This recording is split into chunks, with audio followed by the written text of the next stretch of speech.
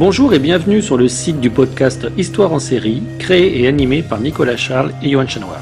Au programme, une analyse des séries d'hier, d'aujourd'hui et de demain par les spécialistes des questions mobilisées par nos shows préférés.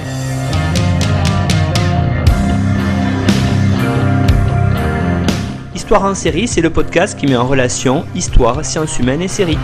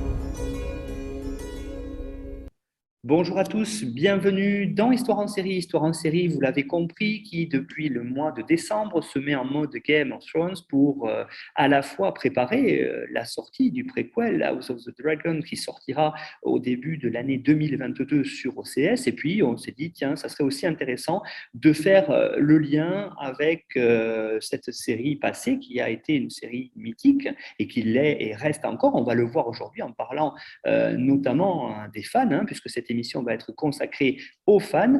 Et ça serait aussi l'occasion justement de faire intervenir deux membres de la Garde de Nuit, qui est notre partenaire dans cette série d'émissions. Alors, je vais revenir sur eux après, mais d'abord, je vais présenter une intervenante qui est là avec nous, c'est Julie Escurignan. Bonjour Julie. Bonjour Nicolas. Alors Julie, donc vous êtes enseignante donc dans des films et études de médias à Sorbonne Paris Nord. Vous avez aussi travaillé en doctorat sur les recherches télévisuelles. Vous connaissez très bien la série Game of Thrones, donc on va en reparler ensemble. Et puis j'ai deux membres de la Garde de Nuit, John et Edouard. Bonjour messieurs. Bonjour. Bonjour. Alors, peut-être commencer avant de vraiment parler des fans, peut-être se dire, Edouard, est-ce que vous pourriez nous dire et dire aux auditeurs, surtout et auditrices, qu'est-ce que c'est cette association, la Garde de Nuit? Alors, la Garde de Nuit, en fait, c'est l'association qui regroupe les fans francophones de George Martin et plus particulièrement de son œuvre Le Trône de Fer, dont a été adapté Game of Thrones. La Garde de Nuit a maintenant plus de 10 ans, oui, et constitue en fait surtout d'une encyclopédie type wiki qui est souvent la porte d'entrée de l'association, d'un blog pour tenir tout ce qui est actualité et analyse de l'œuvre de Martin, et toute une partie échange entre les fans justement via un forum. Donc c'est une association qui est principalement basée en ligne et qui a pour but de rassembler cette communauté autour du travail de George Martin. On met en ligne les liens pour aller vous retrouver, celles et ceux qui seraient curieux, et pourquoi pas participer aussi à cette association. Vous l'avez dit, une association participative qui est une véritable mémoire de la série Game of Thrones. On va le voir aujourd'hui. Alors aujourd'hui, on va vraiment parler des fans, une émission autour de ceux qui ont lu et qui ont regardé la série Game of Thrones. Alors premièrement, peut-être première question, voir comment on est passé de chez les fans, la plupart en tout cas, du statut de lecteur à celui de spectateur. Alors peut-être voir avec John, vous qui êtes donc membre de la garde de nuit, Game of Thrones et ses lecteurs, ça fonctionnait comment et comment après vous avez, on va le voir, accueilli la transposition en série? Oui, alors il faut voir qu'effectivement la garde de nuit c'est à la base complètement basé sur les livres. Je reviens sur ce que disait Édouard, c'est même plus que 10 ans, ça fait bientôt 17 ans que le site a été créé.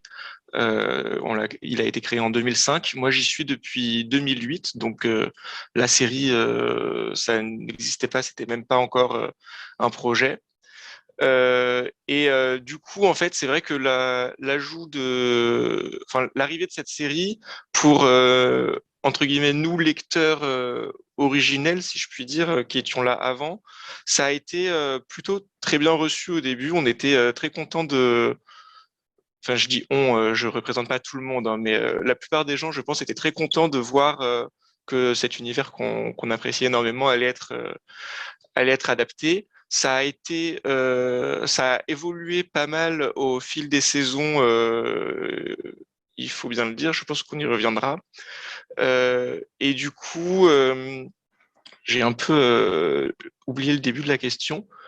Mais globalement, voilà. Nous, on était là en tant que lecteurs à la base. Après, ça a fait un afflux de nouvelles personnes, effectivement, le début de cette série.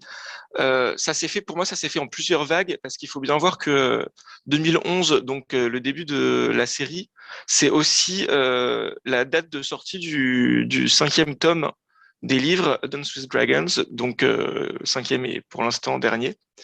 Il y a eu aussi un afflux massif sur la garde de nuit, sur le site, dû à ce nouveau tome qui est arrivé 6 ans après le dernier qui était sorti.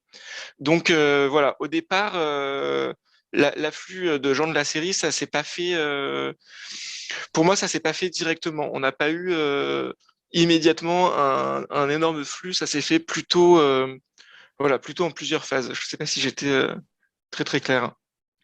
Oui, oui, on voit bien cette idée, effectivement, que finalement, la communauté s'est agrandie une fois que la série a commencé à sortir, puisque, vous l'avez dit, en fait, elle a quelque part pris la suite de l'œuvre de Martin, qui n'a pas republié depuis, puisqu'elle a même, on va le voir, hein, dépassé l'œuvre originale. Édouard, peut-être là-dessus aussi, par rapport à la série et puis les lecteurs, qu'est-ce qu'on peut en dire? Comme disait John, c'est vrai que la série a permis non seulement d'amener de nouveaux lecteurs sur l'œuvre de Martin, ça a permis de développer cette communauté et de développer aussi tout l'univers qui va autour, puisque, comme vous avez dit, on reviendra plus tard dessus, mais la série a dépassé les livres, ce qui permet en fait d'ouvrir le débat, même au sein des lecteurs, sur qu'est-ce que sera la suite de la série. Je précise que voilà, le dernier tome est sorti il y a plus de 11 ans. Donc les débats sont toujours là au sein de la communauté, mais pas que sur la série, sur les livres aussi, nourris par la série. Si on regarde maintenant justement les publics, hein, je vais faire exprès de parler de publics au pluriel, parce qu'il y a aussi des gens qui n'ont pas lu les tomes et qui sont restés concentrés sur la série. Comment le phénomène Game of Thrones peut-être à la fois s'est popularisé et puis a permis entre les fans de créer un véritable lien d'échange entre eux. Alors peut-être commencer par Julie, qui est extérieure à la garde de nuit, mais qui a travaillé sur ce phénomène-là dans ses études. Absolument. Alors, pour donner un petit peu de contexte à nos auditeurs, moi, je viens de finir ma thèse sur les fans de Game of Thrones, vraiment les fans de la série télévisée partout dans le monde. Et donc, j'ai discuté avec des fans qui parlaient plusieurs langues pour avoir différentes perspectives, pas seulement les fans anglo-saxons qu'on entend très souvent. Et j'étais du coup en lien avec la garde, puisque parmi les groupes de fans francophones, la garde, c'est vraiment le plus grand groupe, et donc c'est avec des membres de la garde que j'ai noué des relations là-dessus. Dans le cadre de la recherche, j'ai transmis un questionnaire en français aux membres de la garde pour avoir leur retour sur leur expérience en tant que fan. Quand vous êtes fan, qu'est-ce que vous faites à part regarder la série télévisée? Et ce qui était intéressant dans les données que m'ont transmises les fans qui étaient francophones, c'est que déjà on avait une variété de fans qui est immense, et ça se voit vraiment partout dans le monde. C'est-à-dire que vous avez des fans qui vont en général plutôt de la vingtaine, hein, parce que plus jeune c'est difficile, parce que quand même tout le monde sait que le Trône de Fer c'est quand même quelque chose de très violent, une série quand même avec du contenu sexuel explicite. Donc, on n'a pas de gens très jeunes, mais on a des gens de la vingtaine à des fans qui vont jusqu'à 70, 80 ans. Donc, on a vraiment une grande variété de fans. Vous avez souvent dans les fans, vous pouvez avoir des gens qui ont la trentaine, puis leurs parents, leur oncle, leur tante, des gens qui en général n'auraient pas été souvent fans de séries ou de séries de medieval fantasy en particulier. Et parmi les fans de la garde, ce que j'ai trouvé très intéressant, c'est que 60% des fans qui ont répondu, des fans francophones, étaient à la fois fans de la série et fans des livres. Et là, on a vraiment quand même des fans qui, dans le monde francophone, sont très attachés aux livres. Et je pense que c'est quelque chose que John et Edouard ont pu voir notamment sur les échanges sur le forum de la garde. Oui, je pense que cette idée de forum, on va y revenir parce que ça a été là aussi, hein, je pense, la série est aussi le produit d'une époque, comme les livres, et donc avec une époque où Internet était en plein boom, plein développement depuis le début des années 2000. Je pense que là, la communauté, hein, John et Edward, s'est vraiment nourrie de ce côté-là. Oui, c'est vrai que ça a fait une nouvelle vague pour nous. Donc, je parle en tant que quelqu'un qui était là avant. On a beaucoup de membres, de nos membres qui sont les plus actifs actuellement, qui sont les plus présents, qui sont arrivés par la série.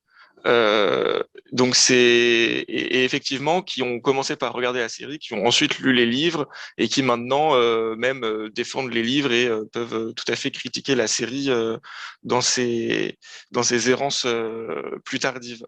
On a eu quand tu parlais de typologie des publics, nous on l'a aussi bien vu sur le forum. On a quand même bien partitionné le forum en deux à partir du moment de la sortie de la série, c'est-à-dire qu'on avait un espace dédié aux discussions sur les livres et un espace dédié aux discussions sur les séries. Il y a eu une certaine perméabilité de la série vers les livres de la part des publics les plus impliqués et ceux qui se sont mis à lire les livres, etc. On voit quand même aussi une grande différence entre les gens qui se contentent de regarder la série et ceux qui se sont mis à lire les livres. Il y a quand même, voilà, on a quand même un différent public qui se côtoient, qui n'interagissent pas non plus énormément, à mon sens. Et ça, c'est intéressant ce que vous dites, parce que j'ai demandé aux fans francophones, donc dans la majorité était sur la garde de nuit quand même, ce qu'ils y faisaient. Et donc 45% des fans francophones qui répondaient au questionnaire disaient qu'ils étaient présents en ligne, c'est-à-dire sur des forums vraiment et sur des plateformes comme la garde de nuit. Mais ce qui était intéressant, c'est que 90% d'entre eux me disaient qu'ils n'allaient qu'y lire. Et que finalement, il y en avait environ juste 10% qui écrivaient également, qui participaient à la discussion. Donc la majorité de ces fans qui sont aussi présents sont beaucoup moins visibles ou beaucoup moins engagés dans la discussion en elle-même. Oui, vous êtes en train de dire, en fait, Edouard, peut-être cette idée qu'il y a une véritable différenciation au sein de la garde de nuit entre celles peut-être qui n'ont et ceux qui sont plutôt arrivés par la lecture du Trône de Fer et ceux qui sont arrivés par la série Game of Thrones. Je pense pas qu'il y ait une différence qui se fasse suivant vraiment l'origine de la connaissance du Game of Thrones. L'écart, je pense, peut s'expliquer par le fait que beaucoup de gens sont d'abord à la recherche d'informations, viennent sur des sites type garde de nuit pour se renseigner, pour comprendre un univers qui est quand même vaste et complexe et qui demande un peu de recul pour en saisir tous les tenants et les aboutissants, et ensuite seulement se mettre à échanger avec le reste de la communauté quand ils ont pris connaissance, entre guillemets, d'un certain nombre de choses. L'effet wiki qu'on a créé sur le site de la garde de nuit est un peu le reflet de ça. Beaucoup de gens viennent lire un wiki, viennent pas forcément y participer aux échanges à son sujet.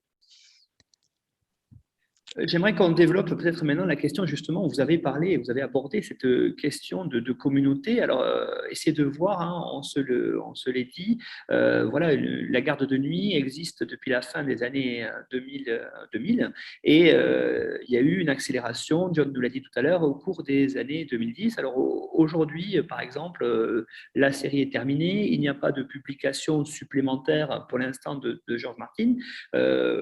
Qu'est-ce qui se passe au sein de la garde de nuit, par exemple, au sein des fans, les discussions, tout ça, peut-être John ou Edward, c'est quoi nous dire? Bah, juste sur ce point-là, il n'y a pas eu de publication, de nouveaux tomes du Trône de Fer depuis 2011. C'est vrai, il y a eu quand même d'autres sorties par George Martin. Il y a eu les romans Feu et Sang dont va être adapté House of the Dragons. Il y a eu l'encyclopédie. Donc, il y a quand même un certain nombre de choses qui sont sorties qui permettent aux fans de réagir et de discuter de ces nouvelles choses.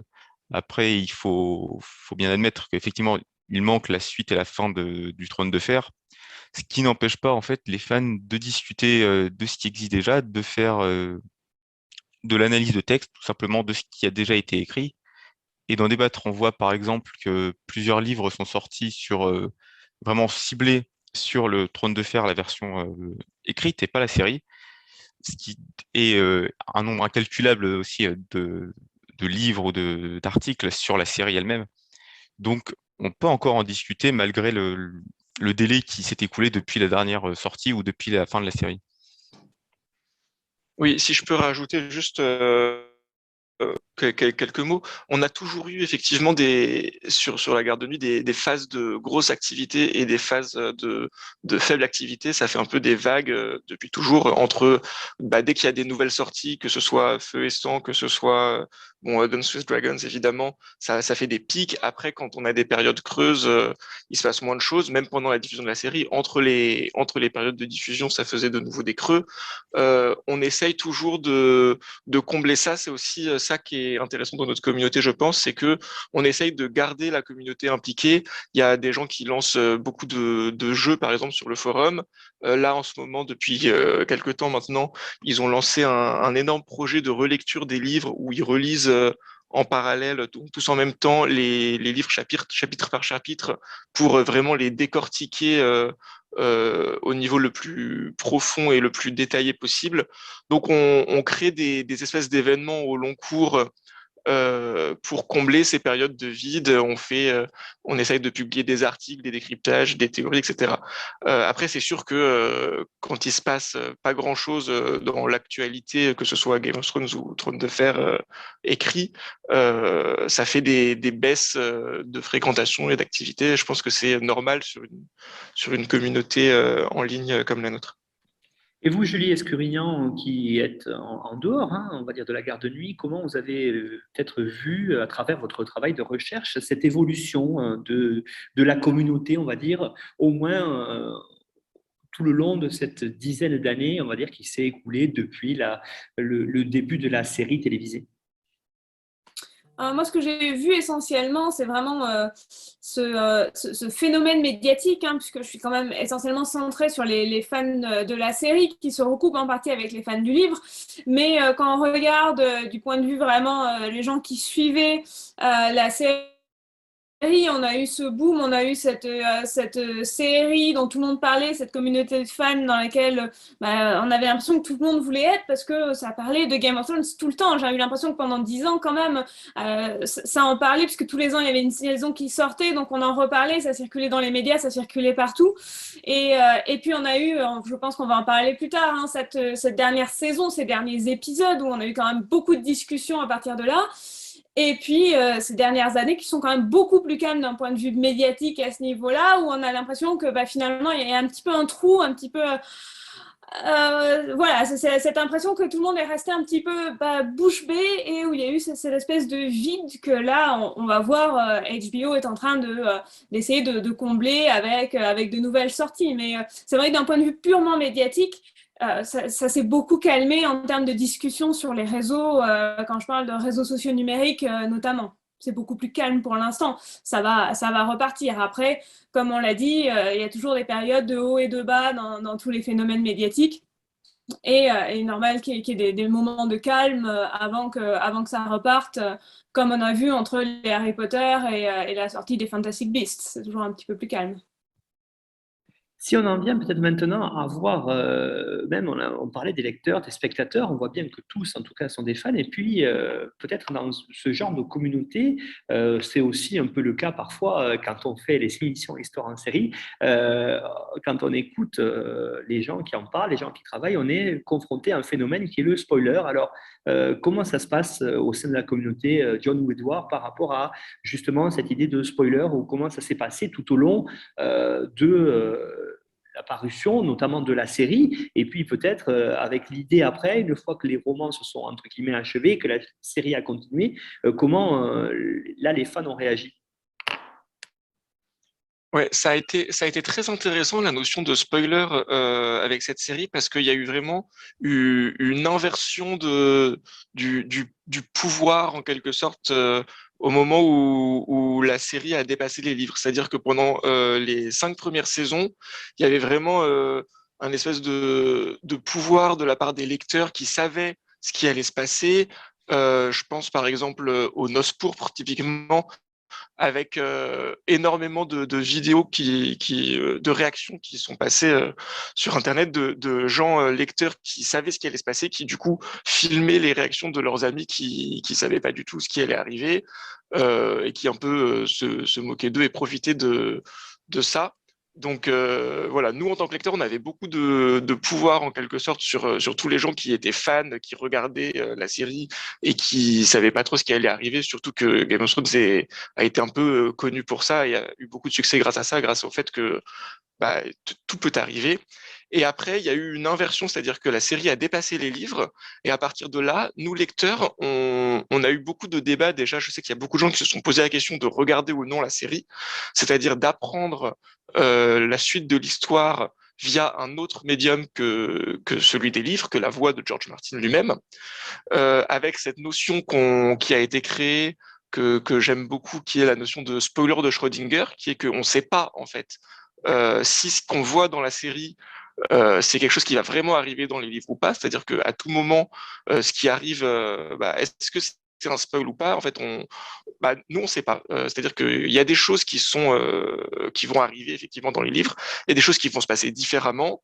Il y a des choses qui vont évoluer différemment pour arriver au même résultat. Donc, nous, lecteurs, on est vraiment dans l'expectative, pardon, dans l'expectative de ce point de vue-là. C'est-à-dire que on s'est forcément fait spoiler des choses, on ne sait pas exactement quoi. Si je peux rebondir sur ce que disait John, c'est que quand on va voir les prochains les livres, qu'on va voir s'il y a des différences, et s'il y en a en l'occurrence, on va avoir à nouveau toutes les questions sur qu'est-ce qui relève du canon et qu'est-ce qui va être canon. Est-ce que ce qui va être canon, ça va être ce qui est sorti en premier, donc ce qu'on a vu dans la série, ou est-ce que ça va être l'œuvre originale de George Martin? Et on va potentiellement avoir des discussions entre des gens qui sont plus fans du livre et qui vont dire maintenant le travail original, c'est le travail de George Martin, et les gens qui vont dire mais George Martin a aussi travaillé sur la série, donc pourquoi est-ce que la fin de la série ne serait pas canon autant, si ce n'est plus que la fin des livres? Mais Julie, justement, c'est intéressant hein, cette question-là parce que j'allais y venir en vous disant, peut-être vous, Edouard et John, qui êtes dans le milieu, quelles sont les relations véritablement entre les fans et les créateurs de la série? Alors, les fans, en fait, sont vraiment divisés. Il y a des fans qui aiment la série et d'autres qui, entre guillemets, la détestent. Il y a assez peu de milieux, j'ai l'impression. Mais pour revenir sur les différents canons, je pense qu'à ce niveau-là, il n'y aura pas de souci. Il y a ces deux univers issus des mêmes idées, mais qui ont dérivé l'une par rapport à l'autre. On a donc deux canons, le canon de la série et le canon des livres, qu'on essaye de bien dissocier au sein de la garde de nuit. Faire attention, quand on en discute, de savoir de quel univers on discute. Et c'est donc deux histoires différentes, issues de projets finalement différents. George Martin n'a plus travaillé sur la série à partir de la saison 5, donc c'est vraiment deux œuvres différentes.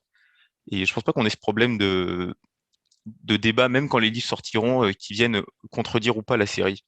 Et les fans le voient, je pense, comme ça, comme deux œuvres différentes. En tout cas, on essaye de le faire, de le diffuser au sein de la garde de nuit. Et vous, Julie, par rapport à cette question-là, comment est-ce que vous avez appréhendé peut-être les réponses des fans et comment est-ce qu'ils ont été vus je ne sais pas si vous avez mené ce travail-là par rapport aux créateurs de la série. Alors moi, j'ai plus regardé plus que les créateurs eux-mêmes, mais les liens entre tout ce qui va être fans qui vont créer des choses, par exemple, et les parties prenantes qui vont être notamment HBO et tous les producteurs de contenu plus officiels. Et ce qu'on voit, c'est que en tout cas, moi, de mon point de vue, HBO, c'est pas, par exemple, un Disney qui va vraiment être très cadré et vachement surveiller ce qui était fait par les fans. Alors, je pense que là, on aura un point de vue différent avec John et Edward sur le point de vue de George Martin lui-même et les productions de fans, ça c'est un sujet différent. Mais d'un point de vue de HBO lui-même, du média, il y a eu quand même une certaine... HBO n'a pas développé énormément l'univers d'un point de vue transmédiatique. Hein. Ils ont créé quelques produits dérivés. Mais après, tout ce qui va, la plupart des choses qui étaient du tourisme, qui est relevé de certaines expériences pour les fans, étaient quand même gérées soit par des entrepreneurs, soit par des fans eux-mêmes. On a quand même eu pas mal de produits dérivés sur des différentes plateformes en ligne, notamment pour du cosplay. Et c'est vrai que HBO n'est pas parti en guerre, en tout cas, contre ces fans-là. Et c'est intéressant ce que vous disiez, Julie, John, Edouard, justement, quelles sont les relations entre les fans des livres et George Martin? Je pense qu'il y a, en tout cas, en fait, je pense que c'est peut-être un peu en train d'évoluer. Je pense qu'il y a un gros respect quand même pour George Martin de la part des fans du livre. Je pense que de plus en plus, il peut y avoir une sorte de frustration qui émerge. Nous, sur la garde de nuit, on essaye de la restreindre au maximum et en tout cas, on est assez intransigeant sur tout ce qui est attaque personnelle contre George Martin et critique personnelle. Mais ailleurs, le vaste monde d'Internet, ça existe de plus en plus. C'est-à-dire des gens qui vont critiquer George Martin quand il publie des articles pour commenter des matchs de football américain, des gens qui vont lui reprocher son investissement dans d'autres projets. Il y avait eu un fameux article intitulé George Martin is not your bitch, qui disait que en fait, c'est un être humain qui vit sa vie et en fait, il fait ce qu'il veut. Et il y a beaucoup de débats sur, mais qui sont plus larges que ça, sur est-ce qu'un écrivain doit à son public la fin de son histoire ou pas. Et cette relation ambivalente, effectivement, entre un écrivain et ses lecteurs, est-ce que l'écrivain doit quelque chose aux lecteurs? Est-ce que les lecteurs sont en droit d'exiger quelque chose de l'écrivain car il lui donne de l'argent, etc. Voilà, c'est des débats qui existent et nous on s'efforce de garder au moins du respect et de la courtoisie vis-à-vis de George Martin, qui est quand même quelqu'un qui nous a apporté une saga qu'on adore et qui, ne serait-ce que pour ça, est quand même quelqu'un qui est très, très aimé sur la garde de nuit. Oui, avec une acmé peut-être pour cette relation entre, en tout cas peut-être pas Martin, mais au moins les créateurs de la série et les fans, hein, avec beaucoup de débats et qu'il y a eu au moment de la sortie de la fin de la série. Vous avez dit, hein, terminer une série, c'est toujours compliqué. Là, je pense que les débats entre les fans ont été quand même assez vigoureux hein, pour cette fin de série, la saison 8 en tout cas. Il y a eu beaucoup de choses écrites. Il y a eu beaucoup de choses écrites sur la fin de la saison 8, mais je ne sais pas s'il y a eu, on peut dire qu'il y a eu beaucoup de débats au sein des fans, parce que j'ai l'impression que la saison 8 a fait un peu consensus euh, dans, sur le fait qu'elle avait été assez peu appréciée par les fans, que ce soit les fans historiques des livres ou même les fans de la série, qui sont un peu plus récemment, pardon, sur Game of Thrones. Mais c'est vrai que la vision qu'on a des showrunners ou des réalisateurs d'une série va être un peu différente de celle d'un écrivain, on n'a pas, je pense, le côté attente. On savait quand allaient sortir les saisons, on savait à peu près à quoi s'attendre, et on a été déçu ou pas. Dans le cas de Martin, c'est différent, on attend une fin qui peut-être n'arrivera jamais. Julie Escurignan, vous, par rapport à justement cette saison 8, cette fin finalement qui a clôturé cette saga, en tout cas au moins en termes de série télévisuelle, qu'est-ce que vous en avez pensé et est-ce que vous avez eu là aussi dans votre travail des réactions de fans là-dessus? Alors, moi, j'ai arrêté la collection de mes données avant la saison 8, mais j'ai observé, bien entendu, les réactions des fans. En effet, essentiellement, beaucoup de réactions négatives face à cette fin. Étant moi-même fan, j'ai pas particulièrement apprécié la dernière saison, et pour être très honnête avec vous, j'ai même pas regardé le dernier épisode parce que j'ai vu les spoilers en ligne et que finalement je préférais pas regarder, même si aujourd'hui je pense que je pourrais, mais sur le moment c'était juste pas en tout cas ce que moi j'avais imaginé comme d'autres, je pense. Mais j'ai quand même vu des débats avec des gens qui, en tout cas sur les réseaux sociaux, enfin sur les sites internationaux anglophones, avec des gens qui quand même défendaient le point de vue. Alors peut-être pas tout de suite, mais dans les discussions qui ont suivi dans les mois après la diffusion, avec des gens qui discutaient, qui disaient, mais après tout, c'est la vision qui était faite, on peut la respecter, on l'avait vu venir, il y avait des choses qui nous poussaient à penser que... et donc il y avait un petit peu de discussion à ce niveau-là, mais je pense qu'il y a quand même un consensus sur, en tout cas, une baisse qualitative sur les dernières saisons par rapport à ce à quoi on s'était habitué sur les premières saisons. Et je pense une certaine déception à l'idée que HBO était prêt à faire plus de saisons, à continuer à développer l'univers, à laisser les showrunners prendre leur temps. Et je pense qu'on avait des réalisateurs qui, eux, avaient peut-être envie d'aller sur d'autres projets et qui ont fini sans doute un petit peu trop vite au goût du public, ce qui est peut-être un petit peu dommage. Oui, je pense que en effet, d'un point de vue de fan, il y a eu une sensation, au moins au début, de trahison chez certains. Alors, je pense pour la fin, ça a été surtout sur les gens qui étaient plus fans de la série que fans des livres. Chez les fans des livres, sur du moment où ils ont un peu massacré tout l'arc Adorn, puis où ils ont fait une série de choix qu'on a pu moyennement apprécier.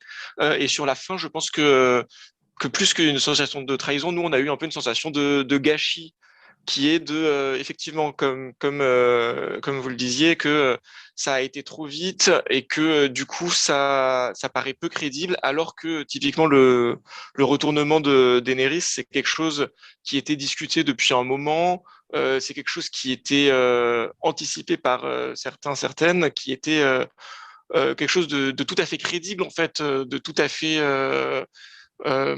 plausible, mais pour moi, c'est surtout la façon dont ça a été fait qui a donné cette sensation, voilà, cette sensation un peu de gâchis, de bah, au final, ça rend pas bien, ça sort un peu, enfin voilà, c'est fait trop rapidement en fait. Non, c'est vrai, ça a l'air de sortir un peu du chapeau, alors qu'en effet, en prenant son temps, on aurait pu le voir arriver. Et puis après, d'un point de vue purement sans doute féminin, enfin, on se demandait, et ça s'est demandé, elle tourne tyran, pourquoi pas, mais pourquoi pas assumer. Enfin, il y avait toutes des questions sur comment ça on en est arrivé là, pourquoi les partis pris ont été tels qu'ils ont été. Et il y a cette image qui circule sur Internet, qui est un mème maintenant, où vous voyez cette image d'un cheval, et les premières saisons de Game of Thrones, le cheval est très bien dessiné, et à la fin, c'est un dessin d'enfant. Et il y a cette idée un petit peu, où finalement... ça se délite petit à petit et on a une histoire qui est moins développée alors que, comme tout le monde l'a dit, au début, il leur fallait une saison pour faire 50 km et à la fin, ils circulaient à travers le continent comme s'ils avaient eu un TGV. Donc c'est vrai qu'il y a eu beaucoup de discussions autour de ça et je pense beaucoup de déceptions avec le potentiel qu'avait la série. Et Pour résumer tout ça, pardon, oui, je pardon. pense qu'on peut résumer tout ça en disant que le problème, c'est plus on a eu des très bons adaptateurs, mais on n'a pas eu des créateurs de séries. Et dès que les livres étaient plus là pour soutenir un univers, les showrunners ont plus su gérer la construction et la finalisation de leur série. Oui, et puis je voulais vous poser la question aussi. On a parlé bien sûr du personnage de Daenerys, et puis sa fin. On a évoqué aussi avec d'autres intervenants, hein, notamment William Blanc, quand on a parlé des Sauvageons. Moi, je voulais revenir aussi sur la fin de Jon Snow, ces dernières images où on le voit repasser le mur et s'en aller vers le nord, justement, au nord du mur, vers les territoires des Sauvageons. Vous en avez pensé quoi, vous, en tant que fan de la série, le fait que finalement, il ne monte pas comme c'était peut-être prévu tout le long, hein, sur les 7 couronnes, et qu'il s'en aille finalement vers le nord? À titre personnel, je trouve que c'était une des fins de personnages les moins décevantes qu'on ait eues. J'ai pas été déçu par ça parce que beaucoup de problèmes dans Game of Thrones venaient du fait que les personnages disparaissaient uniquement en mourant. On savait pas se débarrasser des personnages autrement et que finalement faire une fin un peu pas, pas héroïque à un personnage qui l'a été et qui a été très protégé par le scénario pendant les 3 dernières saisons, cassait justement avec cette image du héros parfait. Donc c'est pas ce qui m'a le plus choqué dans la fin de la série, loin de là. Je sais pas si John, tu as une autre approche. Moi, je me souvenais même pas qu'il finissait comme ça. Donc, j'avoue que j'ai pas grand-chose à dire sur ce sujet-là. Ça m'a pas marqué, disons. Donc, c'est peut-être bon signe que ça m'ait pas marqué, mais voilà. Ce qui m'a marqué dans le traitement de Jon Snow, c'est qu'il avait abandonné Fantôme et que c'était une trahison.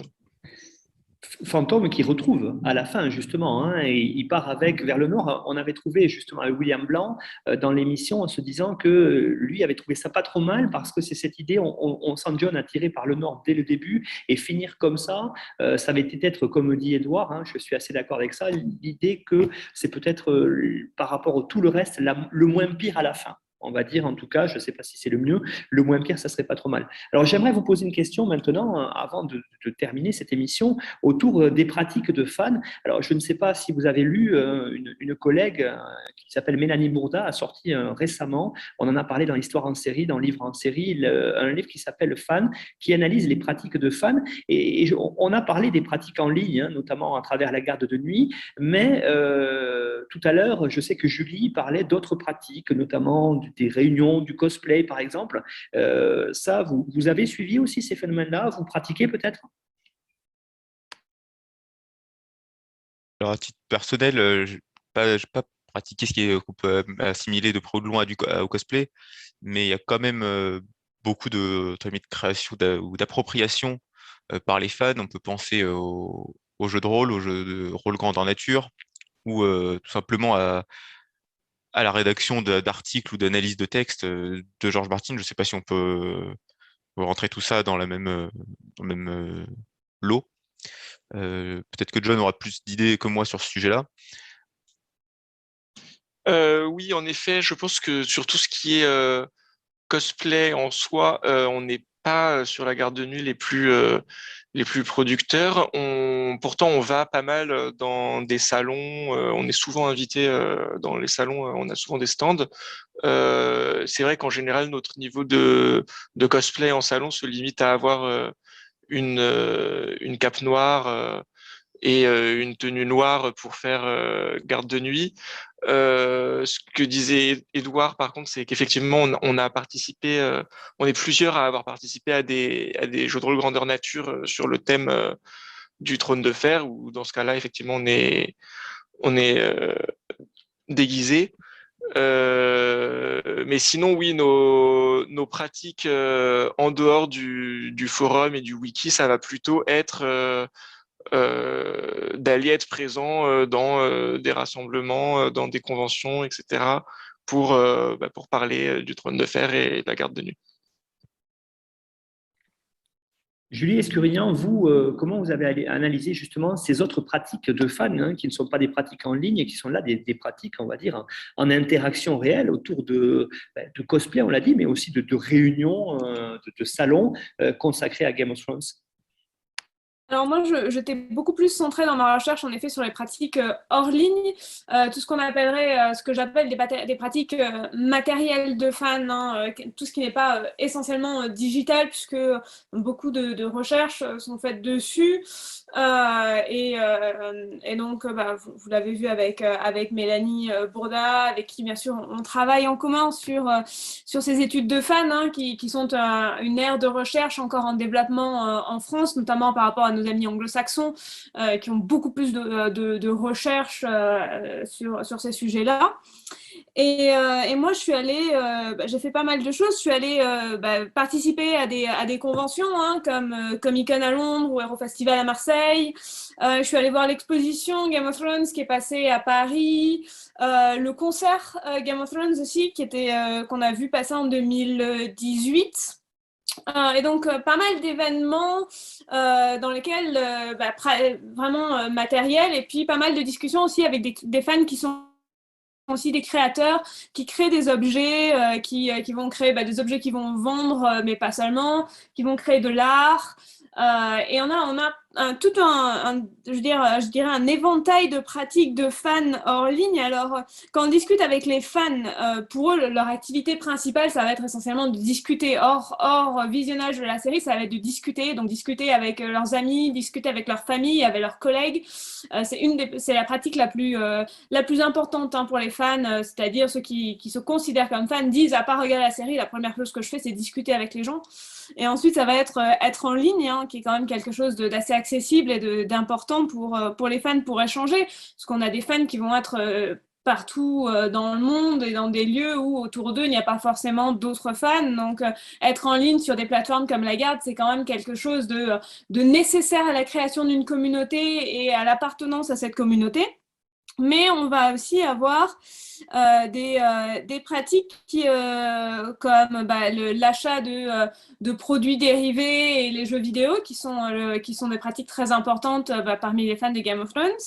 Et ensuite, on va avoir des pratiques qui représentent moins de 6% des gens, dans lesquels moins de 6% des gens qui sont fans se mettent dedans. Et là, on a des pratiques beaucoup plus matérielles avec de la création artistique, donc de la création d'objets, aller à des conventions, faire du cosplay, et puis le tourisme de film, qui est aussi une ère en développement.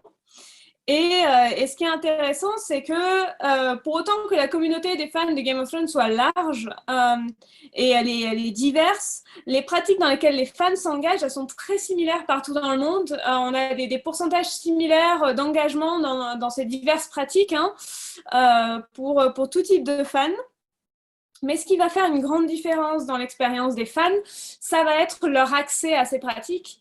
Et accès, je parle tout d'abord d'un accès géographique, puisque où que vous soyez dans le monde, vous n'avez pas toujours accès à des conventions, vous n'avez pas toujours la capacité à faire du cosplay, parce qu'il n'y a pas toujours une culture du cosplay, des gens autour de vous qui vont faire du cosplay.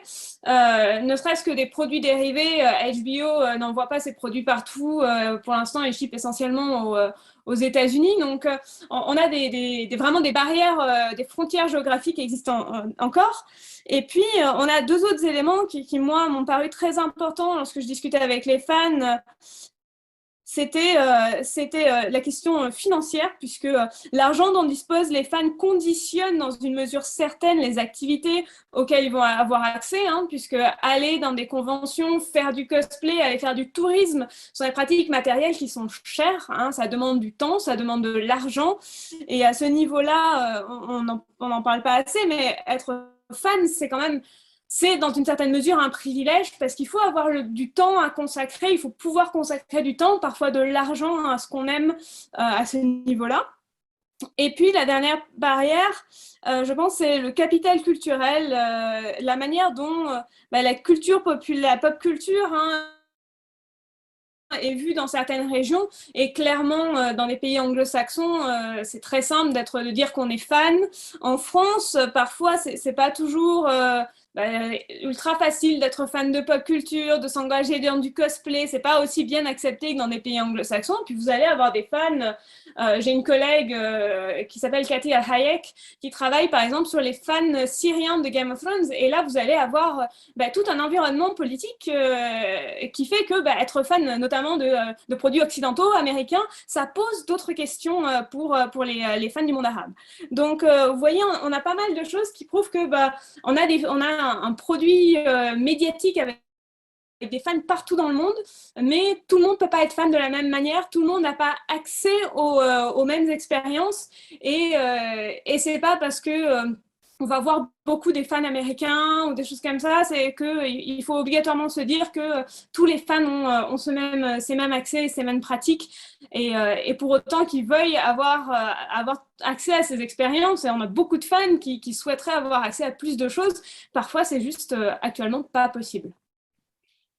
On en arrive à la fin de notre discussion. Alors, avant de se quitter, hein, je l'ai dit en introduction, on a aussi créé dans Histoire en série cette série d'émissions sur Game of Thrones pour un peu préparer peut-être, en tout cas, l'arrivée du préquel, hein, House of the Dragon, qui devrait sortir au début de l'année 2022 sur OCS normalement. On a déjà vu, soit en ligne, soit sur OCS, quelques teasers.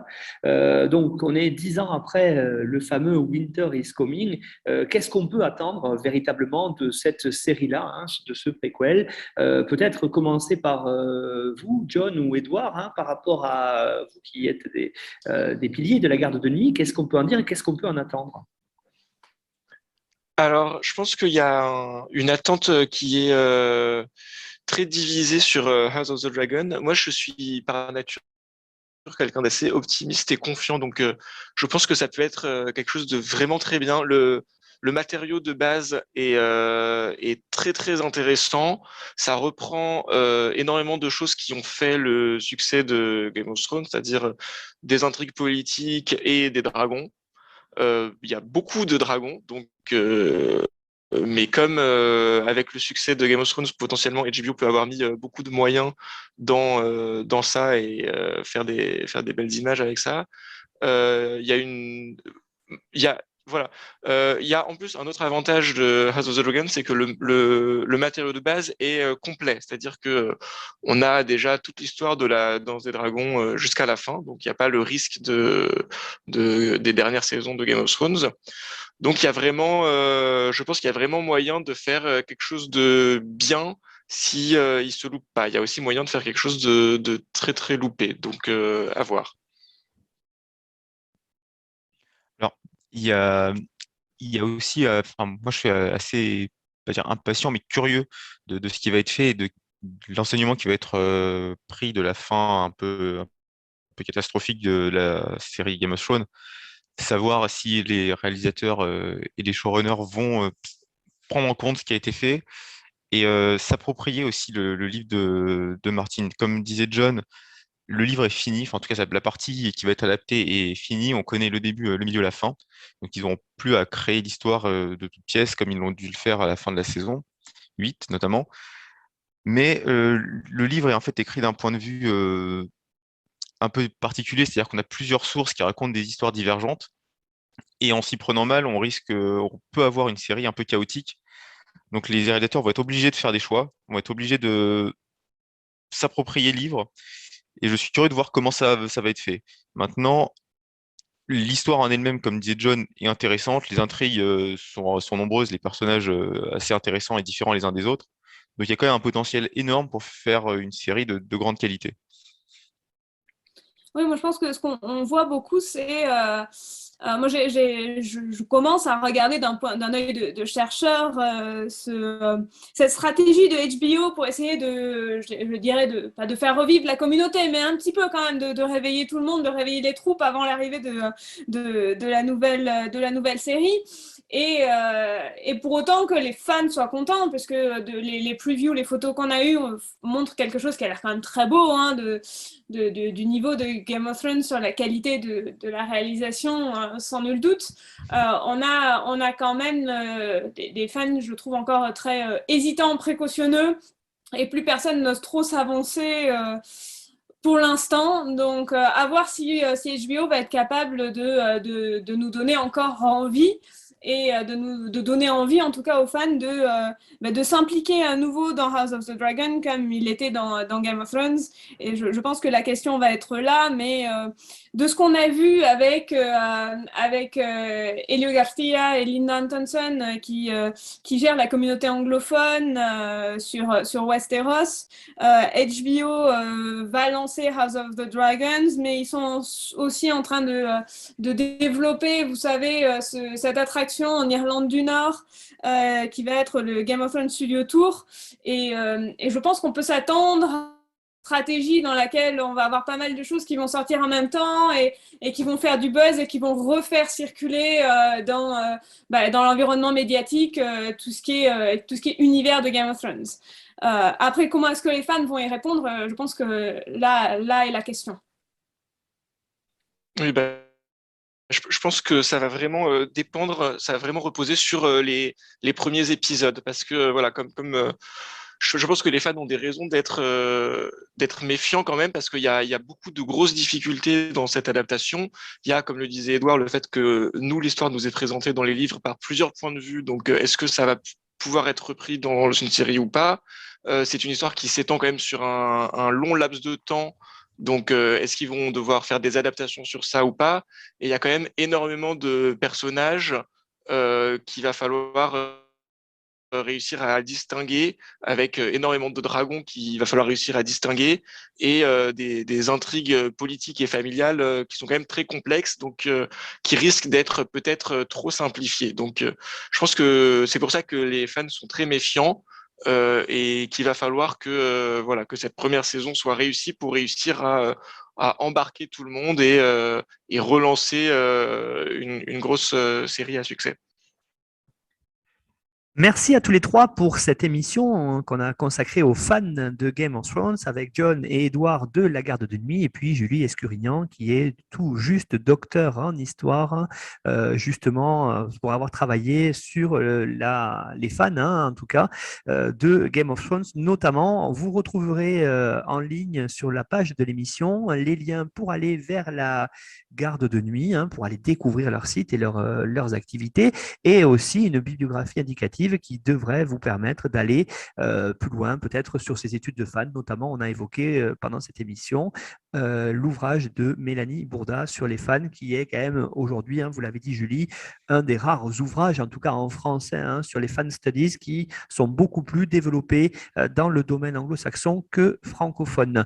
Vous retrouvez comme toujours les liens pour aller écouter cette émission et le résumé sur notre partenaire nonfiction.fr, où vous pourrez avoir les liens justement pour aller vers Spotify, YouTube et les grandes plateformes de podcast pour nous écouter et aller découvrir tout ce qu'on a pu dire sur cette série d'émissions consacrée à Game of Thrones. Merci beaucoup John, Edouard et Julie, et puis à bientôt j'espère. Merci. Merci à vous.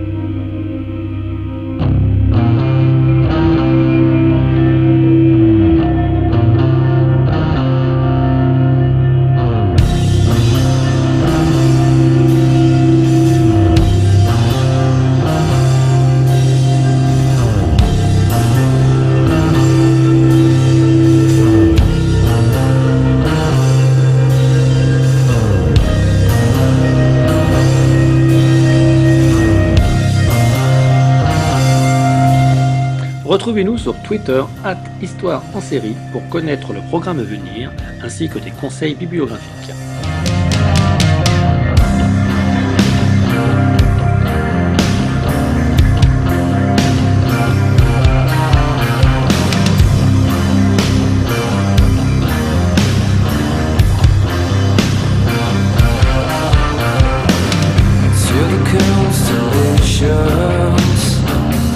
Travel logistically.